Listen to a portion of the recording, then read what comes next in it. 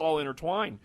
It really does make the most sense that between these two opening films of this sequel trilogy, the middle one ends up having a key piece of information that everybody's dying to know. And what way to get everybody out to the theater but to go and see the backstory of Rey's mom? I mean, come on. I agree. I love it. It doesn't have anything to do. It doesn't interfere at all with my theories about Kylo Ren. All right. So, Star Wars, and we'll have to work through this quickly, which was supposed to be the core of the podcast, but it just means I'm going to have you back on again.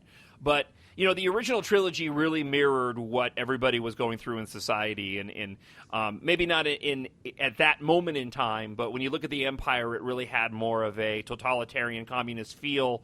Darth Vader was much more in line with the type of overlord dictator-esque ominous figure of a villain that doesn't really have as relevant of a place right now in our social conscious or in society right now. When you look at The Force Awakens, the First Order very much has that, I hate to say ISIS terrorist mentality, but here you have this large organization that is attempting to get along with the Senate, and the Senate decides they're not going to do anything in The Force Awakens, and they end up taking them out.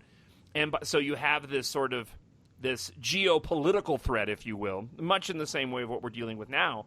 And at the same time, you have Kylo Ren that really is, people are right to say, he's more of an emotional emo villain. Yes. That is much more in line with the skinny jean wearing hipster conflicted about life than Darth Vader, and that certainly reflects how so many of our youth feel right now. What do you think about these parallels that the movie has? Now, I don't know, man.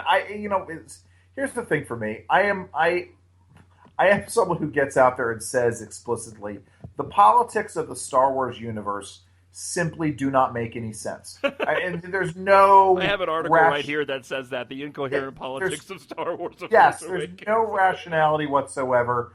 From episode 1, through really the politics of and the politics, I guess, kind of makes sense in A New Hope, right? I mean, you get it. You get rebellion. You get totalitarian dictatorships. Yeah, it's more themes. It's more themes. Yeah, more themes and vibes. Sure, but the inscrutability of how we have a resistance, but the resistance army is kind of there working with the legitimate government. So why are they really resistant? Why aren't they the army of the New Republic? Which is part of the reason why I asked whether or not I need to read the books, because I'm sure some of this does get answered there.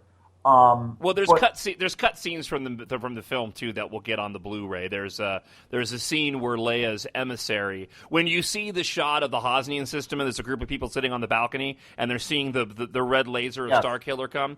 The individuals standing there are the Senate. The alien guy is the Chancellor. The girl to his right that is framed in the shot is Corsella, who ends up being the emissary, essentially the envoy for Princess Leia. She went to the Senate seeking their help, and the Senate denied them helping against this threat of the First Order because they didn't think they were a threat. So there's your backstory. But does the New Republic not have they don't have their own standing army? They do, and it ended up being wiped out by the First Order after what happened with the destruction of the second Death Star. They decided to move the Senate from system to system in a sense to appease everybody, to kind of kind of a rotating. As I said, the politics of the Star Wars universe they make no rational sense whatsoever. Well, but again, maybe it's such an alien culture that I can't understand the merits of it.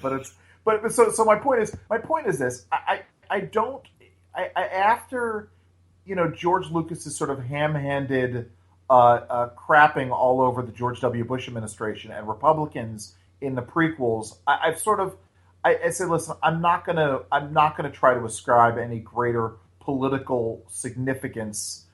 I suppose there's some cultural things, but I guess for me, in the theories that I'm looking at in terms of this being a story overall, that we're going to find out, I think, that this is really the story of Darth Plagueis through all 9 films. and that we're moving on this theory that Supreme Commander or Supreme Leader Snoke is Darth Plagueis. That Darth Plagueis has been manipulating this since before the events in Episode 1 and through the events of Episode 9, and that essentially we're going to come to discover that Kylo Ren is the hero, that Anakin Skywalker and Luke Skywalker have conversed about this, and that Anakin Skywalker finally in death recognizes the manipulation of Palpatine and his own manipulation to this moment, and they weaponize Kylo Ren. And the Kylo Ren essentially becomes this sort of sleeper agent in order to sort of really get bring the balance to the Force. You could call it vengeance, but it really is about bringing the true balance to the Force. I see that, so, there's no real political reflection that you can draw. I mean, it's just good storytelling. I mean, insofar as you can sort of draw parallels in World War II with the characters in the Lord of the Rings series, not the Hobbit one. Sure. Maybe my theory rings better with. By the way, I disagree with you on Plagueis, but we won't get into that now. I don't like the Plagueis theory. I don't like the Plagueis theory because, to me, it ends up negating too much of what we've been through in the first 6 films. To have this other Sith way off in the background, just sort of revolving and waiting for all this other stuff to play out all this time. To me, it ends up undercutting. If you go back and watch the first 6 films, it undercuts too much of what happens. At least it would in my mind, and maybe it doesn't matter in terms of the broader storytelling and movie watching experience. But if it ends up being Plagueis, then I go back and I watch the other ones and I go, well, none of this really matters because Plagueis is just sitting in the background because Palpatine thought he killed him and he didn't. Well, wait a minute, time out for a second. But isn't that the overall criticism of Indiana Jones and Raiders of the Lost Ark? That Indiana Jones is completely, as great a movie as that is, as fun as it is to watch, isn't Indiana Jones completely inconsequential to the entire plot of the film? But we are not talking. I know, but it's the same. But it's the same writers, right? I mean, these are the same guys who are conceiving of these things. Whether or not someone becomes inconsequential makes no difference in the richness of the story. All right, in the time that we have before my wife comes bursting through the door and says, "I thought your podcast was going to be 45 minutes." Okay, so let's get away from geopolitical threats of Dom Hall Gleason, and let's focus on Kylo Ren for a moment. I do firmly believe that he is way more representative of a villain that is relatable to an audience that they are trying to reach out to, that younger demographic. That's the kind of character that the millennials can go and feel, and feel some connection to. I mean, look, even my 13-year-old, when he got home, he came over to my shelf and he grabbed my Kylo Ren action figure and took it to his room with him. I mean, it just, there is something about I jokingly emailed you, or messaged you on Facebook before we started, even though he's not a Sith, he's a Knight of Ren, but he kind of is a skinny jean wearing, Sith wannabe. I mean, that's who he is. I imagine him sitting back and listening to, whatever the 2016 version of The Cure Disintegration is. It's almost like the helmet for Kylo Ren. And his speaking to it, trying to get inspired to the dark side, was feeding the emotions in much the same way when I was depressed over the loss of a girlfriend.